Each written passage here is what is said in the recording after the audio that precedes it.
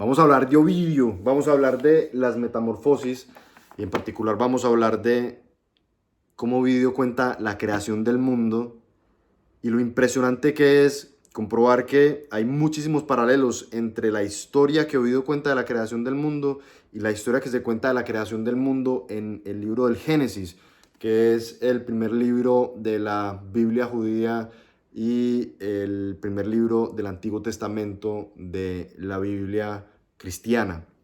Los paralelos son impresionantes, son clarísimos y apuntan de manera muy fascinante a que los seres humanos tenemos una serie de arquetipos y de elementos narrativos que repetimos a través de las mitologías de los diferentes lugares del mundo y que Ovidio, el mundo griego y romano y el mundo de los israelitas que escribieron el Génesis tuvo una influencia similar y que tuvieron estos arquetipos en común, a pesar de haber sido culturas separadas en espacio y en tiempo.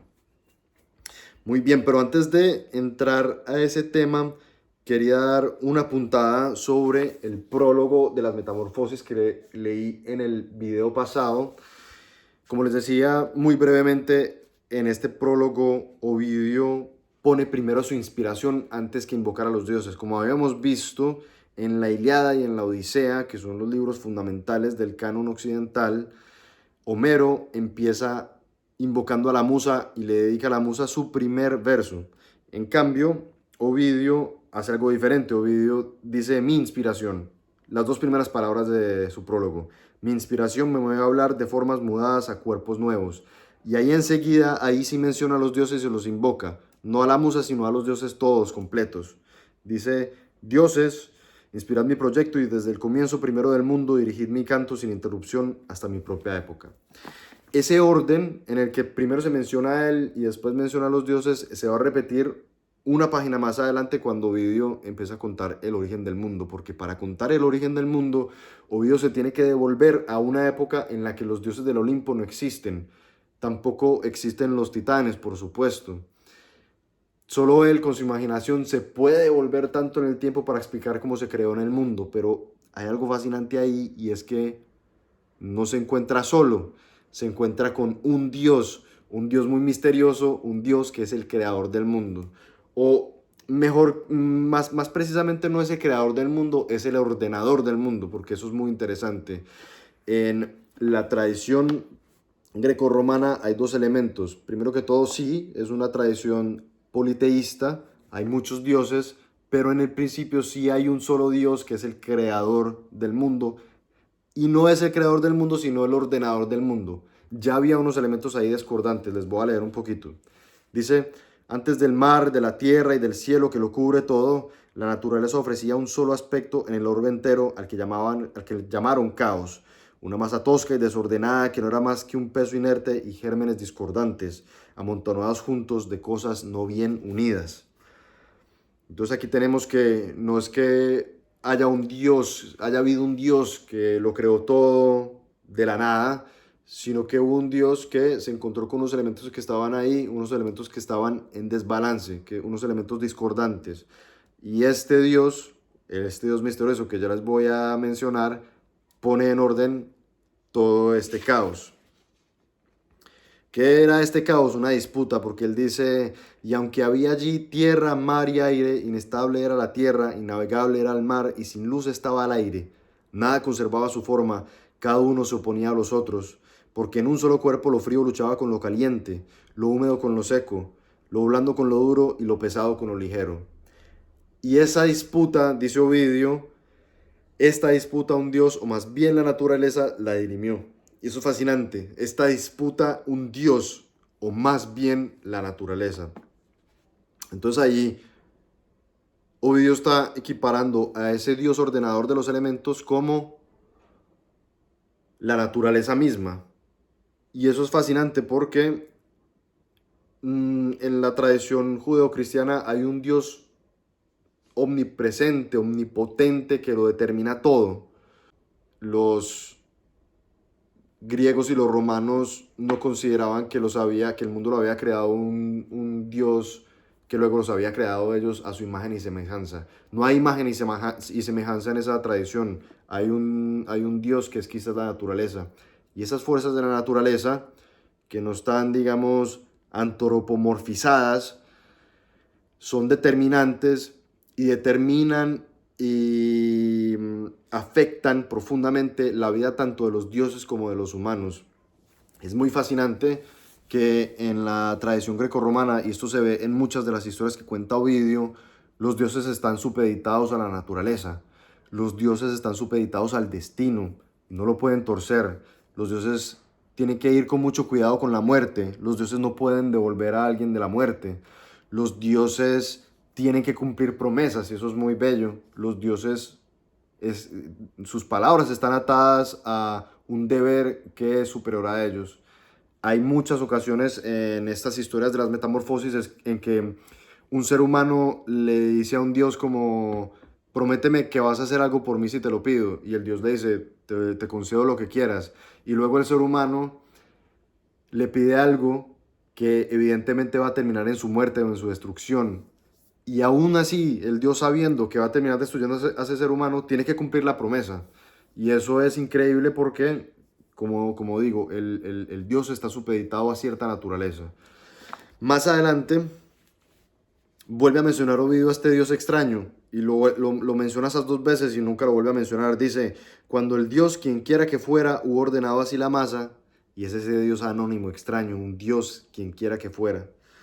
Entonces ahí tenemos ese tema interesante entre la diferencia del Dios judeocristiano y ese Dios ordenador de la tradición grecorromana, o por lo menos la tradición grecorromana como la recoge Ovidio.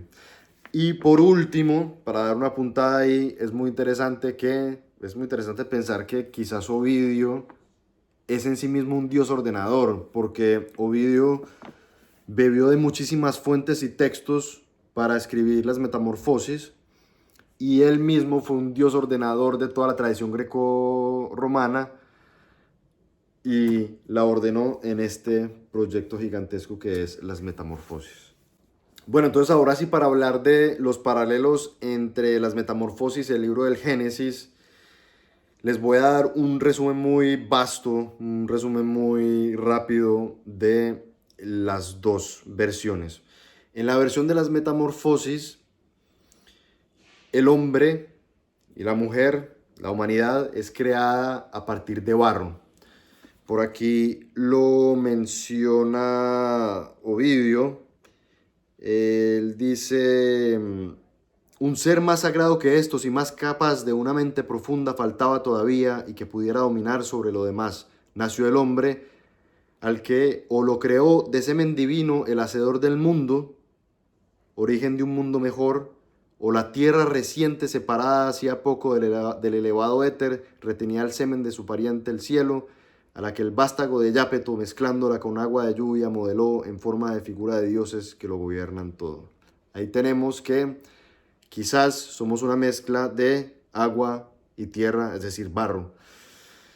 El hombre es creado entonces a partir de barro y luego va pasando por una serie de edades, la edad de oro, la edad de plata, la edad de bronce y la edad de hierro, y en estas edades, al igual que el metal, se va degenerando, se va deteriorando. El hombre empieza la edad de oro sin necesidad de ley y con recursos suficientes. Aquí hay una lectura de ese Edén, de ese paraíso en el que empezó la época dorada del hombre. Dice, la primavera era eterna y plácidos céfiros de tibia brisa acariciaban las flores nacidas sin simiente.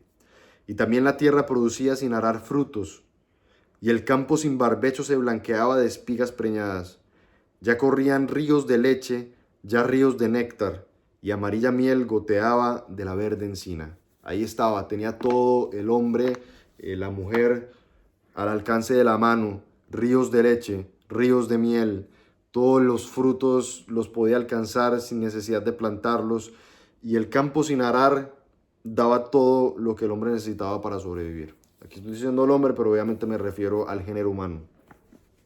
Y luego, como les decía, van pasando las épocas la de plata, la de bronce, la de hierro, y el humano se va volviendo más avieso, el humano se va volviendo más cruel, el humano se va volviendo más bárbaro, va asesinando, traicionando, matando, mintiendo. Y también, por supuesto, es una degeneración que va en paralelo con la del mundo mismo, porque en esta primera edad dorada el hombre tenía una eterna primavera y ahora se van instaurando las estaciones. Hay invierno, hay otoño, el hombre tiene que vivir planeando según las estaciones del mundo, hay lluvias. También el mundo se va deteriorando con el hombre o se va volviendo más difícil, se va volviendo más complicado. Muy bien. Y hacia el final de esas etapas, en la edad de hierro, en la que el hombre ya es violento y salvaje y no puede vivir en comunidad, Júpiter, que es el rey de los dioses, es el rey del Olimpo, Júpiter decide descargar sobre la humanidad un vendaval, una lluvia gigantesca, un diluvio universal, y ahoga a todos los seres humanos menos a una pareja, Pirra y Deucalión, que son dos seres humanos muy devotos, son dos seres humanos que siempre eh, se guiaron por los preceptos de los dioses. Ahí ya están contados todos los paralelos que tenemos con el Génesis, que descrito rápidamente es Dios crea el hombre a partir de barro y a partir de una costilla del hombre crea a Eva. Les dice que tienen todo el Edén para vivir felizmente y que tienen todos los animales a su disposición y que todos los frutos son para ellos, menos el fruto del árbol de la ciencia del bien y el mal. Y luego, como sabemos, la serpiente tienta a Eva para que pruebe la manzana y Eva tienta al hombre para que pruebe la manzana. Ya los análisis feministas están para otro video o para otra persona. Y Adán y Eva son expulsados del Edén. Entonces es muy curioso porque para Ovidio hay una degeneración de la humanidad y él ni siquiera la explica. Él no da razones para esa degeneración. Parece que es el curso natural de las cosas. Hay una naturaleza cíclica y las cosas se van deteriorando, se van degenerando. En cambio, en la tradición judeocristiana, en el Génesis, hay un pecado capital. Hay un pecado capital, no, perdón, hay un pecado original, que es el de haber comido del árbol de la ciencia del bien y del mal. Y eso es lo que lleva a la expulsión de Adán y Eva.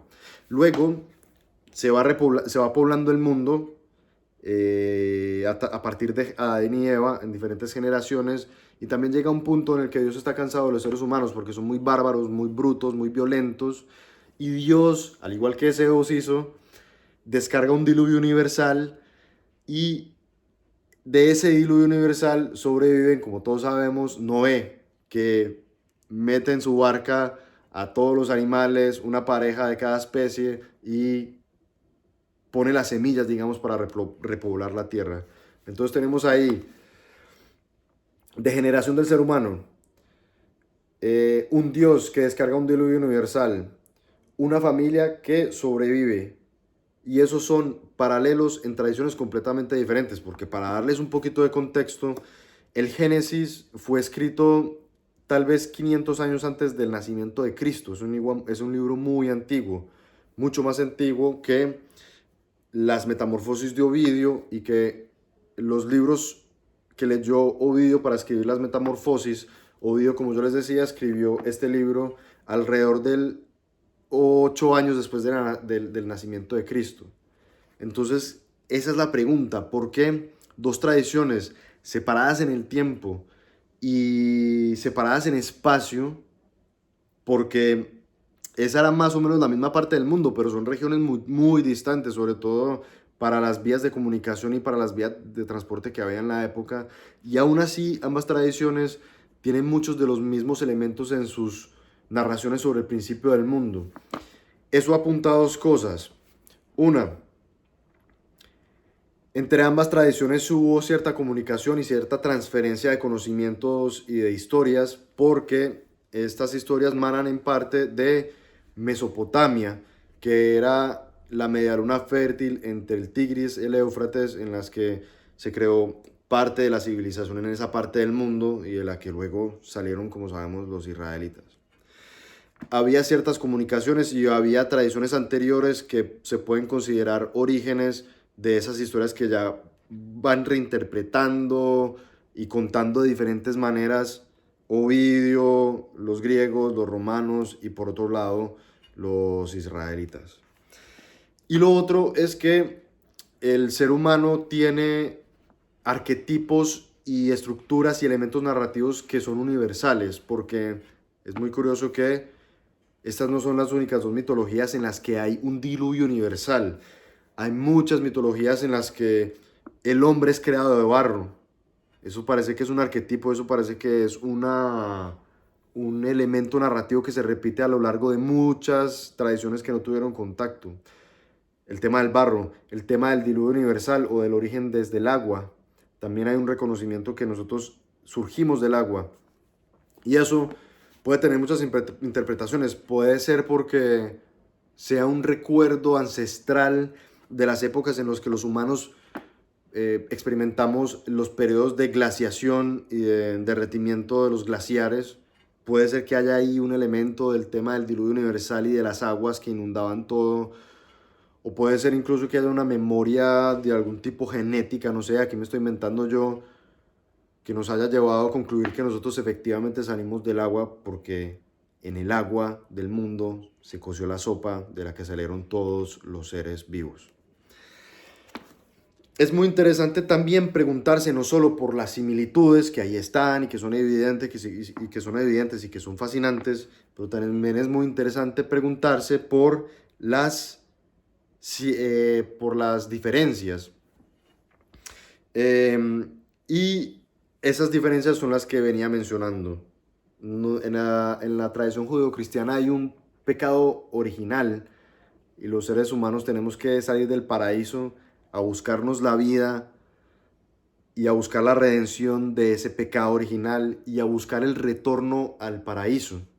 Eso es muy interesante. Nosotros siempre estamos buscando el retorno al paraíso y si se piensa bien, muchos de los sistemas coloniales, sobre todo cuando empezaron en la modernidad, eran una búsqueda de ese paraíso.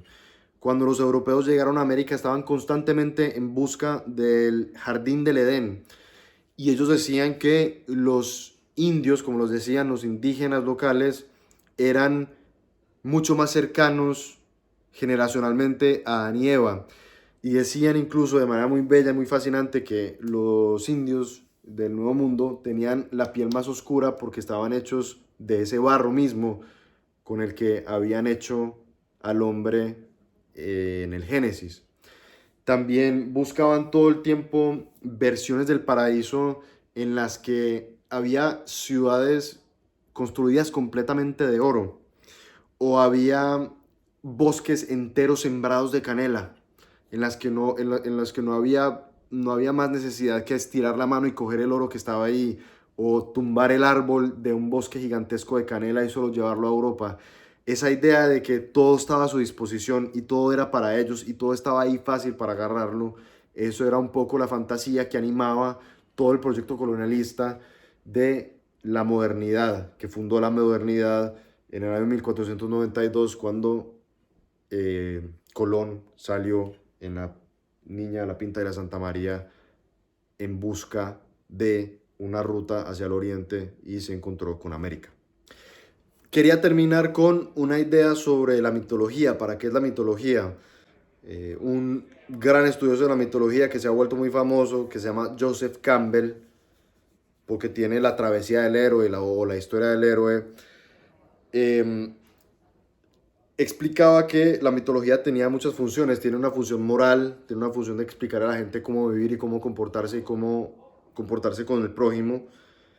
Tiene también una función, digamos, de cosmogonía, de explicar por qué el mundo es así, por qué el humano es como es, por qué el humano tiene cierta relación con las otras especies y cuál es el lugar del ser humano en el mundo. Y digamos, una parte de esa explicación es explicar por qué el ser humano tiene que atravesar tantas fatigas. Y es muy, muy fascinante que muchos mitos de creación parten de un Edén o de un mundo que era perfecto o de un mundo en el que se vivía fácilmente, un mundo en el que el ser humano no tenía que trabajar tanto, en el que a la mujer no le dolía parir, en el que el hombre y la mujer no se tenían que partir el lomo arando unos campos para sembrarlos y para esperar que ojalá lloviera lo suficiente para que crecieran los alimentos. Y puede ser que parte de la explicación o parte de la función de la mitología es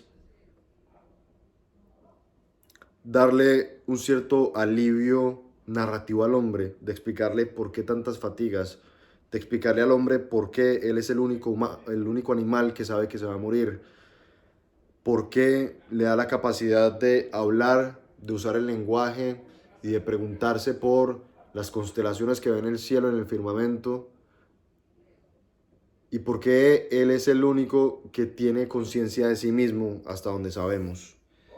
Y yo creo que esa es un poco la función de la mitología, explicarle al hombre por qué tantas fatigas, por qué tantas dificultades, por qué tanto sufrimiento, pero también por qué la capacidad de poder mirar al firmamento, poder ver las estrellas y poder apreciar la creación de Dios, la naturaleza o quien quiera que fuera.